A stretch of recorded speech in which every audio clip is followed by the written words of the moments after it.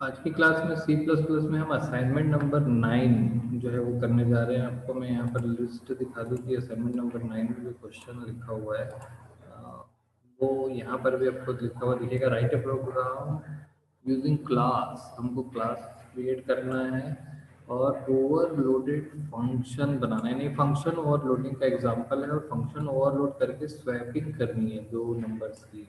तो यहाँ पर आपको तीन चीज करने बोला है, क्लास एंड ऑब्जेक्ट का यूज करिए, फंक्शन ओवरलोडिंग का यूज करिए और स्वैप कराइए। तो निश्चित सी बात है, यहाँ पर कुछ क्लास का नाम नहीं दिया हुआ है, हम अपने हिसाब से क्लास का नाम है बना देंगे। आपको पता है कि सी प्लस प्लस में दो हेडर फाइल्स हमको इंक्लूड करनी होती है और मैंने एक मेन फंक्शन पहले से बना रखा है। तो यहाँ पर हम एक क्लास बनाते हैं स्वैप नाम से, या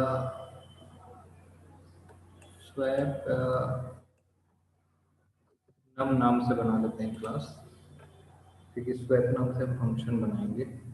चलिए हम यहाँ पर पब्लिक स्कोप में फंक्शन ओवरलोडिंग करेंगे। आपको याद है कि फंक्शन ओवरलोडिंग जो होती है वो कुछ इस तरीके से होती है कि उसमें दो, यानी कि मोर देन वन फंक्शंस होते हैं जिनके नाम समान होते हैं।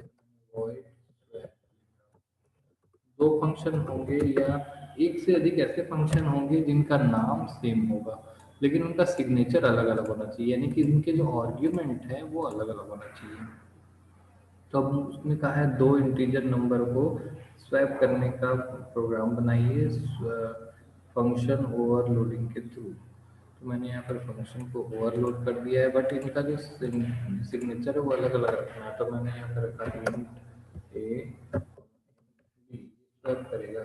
लेकिन अब यहाँ पर हम इसको स्वैप करना है तो यहाँ पर मल्टीपल आर्ग्यूमेंट्स, यानी ऐसा सेम आर्ग्यूमेंट हम नहीं दे सकते, यानी दो आर्ग्यूमेंट दोनों इंटीजर टाइप के हम नहीं दे सकते।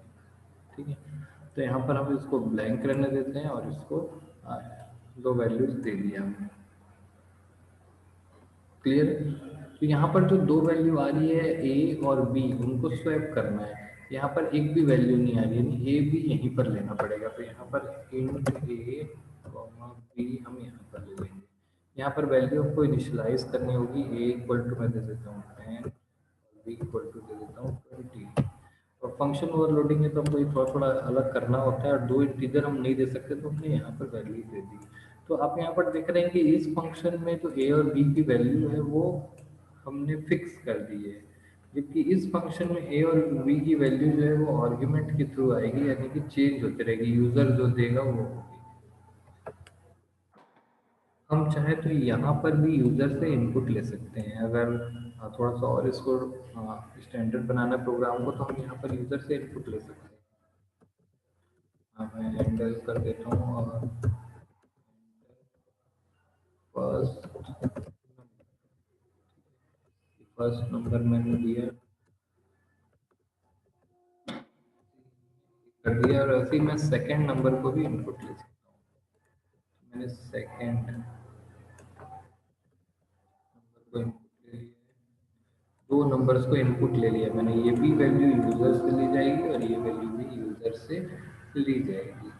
तो यहाँ पर स्वैप करते हैं। स्वैप करने का सिंपल फंडा होता है, हमको एक टेम्पररी वेरिएबल बनाना होता है। तो मैंने एक टेम्पररी वेरिएबल टी बना लिया, और सिंपल सा कंसेप्ट है कि टी जो कि टेम्पररी वेरिएबल है, किसी एक वेरिएबल से वैल्यू टेम्पररी में डालिए, ए खाली हो जाएगा, ए की वैल्यू बी की वैल्यू ए में डालिए और बी में टेम्पररी वेरिएबल की वैल्यू शिफ्ट कर दीजिए, स्वैपिंग हो जाएगी।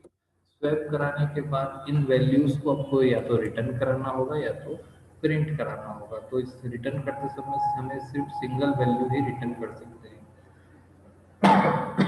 तो यहाँ पर हम वैल्यू को प्रिंट करा देते हैं। ठीक है, तो सबसे पहले हम यहाँ पर प्रिंट कराएंगे सी आउट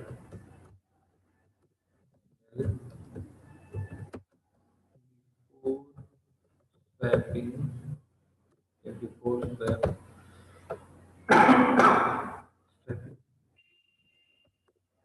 और यहाँ पर बता देते हैं ए की जो वैल्यू है वो क्या होगी, स्वैपिंग के पहले ए की वैल्यू क्या है और स्वैपिंग के बाद में ए की वैल्यू क्या है, वैल्यू क्या है वो देखेंगे। तो बिफोर स्वैप क्या वैल्यू होगी हमारी, ये हमको देखना है। और आफ्टर स्वैप यानी स्वैप करने के बाद हमारी क्या वैल्यू होगी ये भी हम देख सकते हैं। तो यहाँ तो ये जो प्रोसेस हुआ, हमने स्वैप किया और स्वैप करने के बाद हमारी जो वैल्यू होगी वो हम यहाँ पर देख सकते हैं।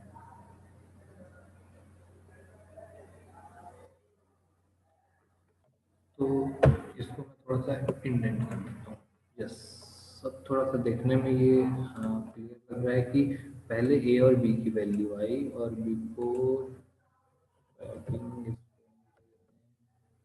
बिफोर स्वैपिंग ए और बी की जो नॉर्मल वैल्यू थी वो हमने प्रिंट करा दी, फिर उसको स्वैप करा दिया और आफ्टर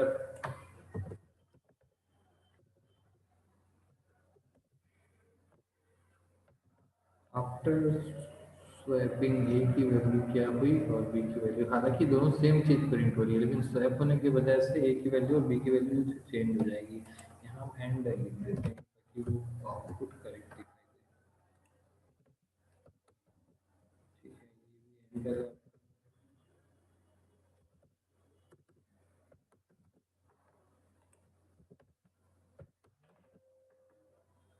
ठीक है, ये हमने एक फंक्शन बनाया है स्वैप जिसमें दो इंटीजर्स दिए और वो स्वैप होकर के यहाँ पर प्रिंट हो गए। सेम यही चीज़ हम यहाँ पर भी करेंगे। यहाँ पर इंट ए और बी में जो वैल्यू लिया है हमने वही चीज़ हम यहाँ पर भी करेंगे। सेम कोड को मैं यहाँ पर कॉपी कर देता हूँ क्योंकि वैल्यू जो है आने के बाद सेम कोड ही अप्लाई होगा। तो यहाँ पर बस इस फंक्शन में क्या हो रहा है, स्वैपिंग जो हो रही है उसमें वैल्यूज यहाँ पर ली जा रही है जबकि इस फंक्शन में वैल्यूज बाहर से आ रही हैं आर्ग्यूमेंट के रूप में। दोनों फंक्शन का नाम स्वैप है और स्वैप है, ये आर्ग्यूमेंट लिस्ट अलग अलग है। इसको बोलते हैं फंक्शन ओवरलोडिंग। फंक्शन ओवरलोडिंग का मतलब होता है एक क्लास के अंदर एक से अधिक फंक्शन का नाम अगर सेम हो और सिग्नेचर अलग अलग हो तो ये अलाउ करता है हमारा ऑब्जेक्ट सी प्लस प्लस। तो ऐसा करना जो होता है, ऐसे इस प्रोसीजर को बोलते हैं फंक्शन ओवरलोडिंग। और ऐसा करने से फ़ायदा ये होता है कि मेन में जो कोई यूज़ कर रहा होता है, जैसे मैंने नम का एक ऑब्जेक्ट बनाया है एन, तो मैं एन डॉट स्वैप लिखूंगा तो मेरे पास दो ऑप्शन है, या तो मैं इसको ब्लैंक रखने दूं या फिर एन डॉट स्वैप लिख करके इसमें दो वैल्यूज दे देता हूँ। तो ये दोनों ही ऑप्शन रन हो जाएंगे। हमको लगेगा कि अरे ये स्वैप में ब्लैंक छोड़ने पर भी काम करता है और स्वैप में दो वैल्यू देने पर भी काम करता है। हमको दो फंक्शन का नाम याद रखने की जरूरत नहीं है, एक ही फंक्शन में हम ब्लैंक भी छोड़ सकते हैं। ऐसा करना जो होता है, जो एंड यूजर है जो मेन का कोड लिख रहा होता है उसके लिए तो बहुत आसान है कि स्वैप में ब्लैंक छोड़ दो तो भी काम कर देगा, दो नंबर दे दो तो भी काम कर देगा।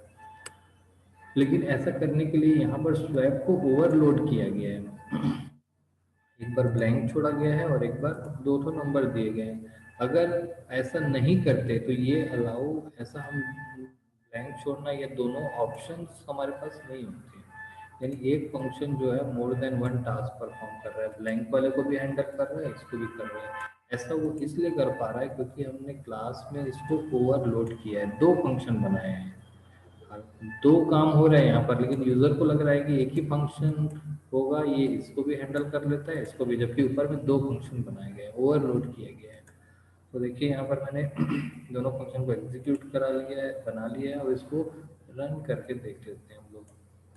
तो टर्बो सी प्लस प्लस के विंडो पर हम जंप करेंगे, हमारा असाइनमेंट नंबर 9 था ये।